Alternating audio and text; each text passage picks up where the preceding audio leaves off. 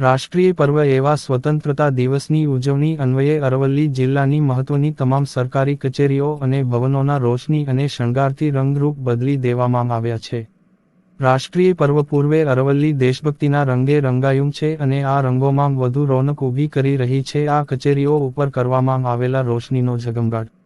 અરવલ્લીનો જિલ્લા કક્ષાનો 15 ઓગસ્ટ સ્વતંત્રતા પર્વનો કાર્યક્રમ માલપુર ખાતે યોજવાનો છે.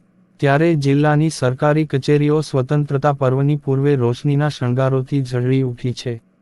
બાયડ તાલુકાના ડાભા ગામે વીજ કરંટ લાગતો પિતા પુત્રનું કરુણ મોત નીપજ્યાના અહેવાલ પ્રાપ્ત થયા છે. આ ગોઝારી ઘટના બનતાં ડાભા ગામમાં અરેરાટી વ્યાપી ગઈ છે.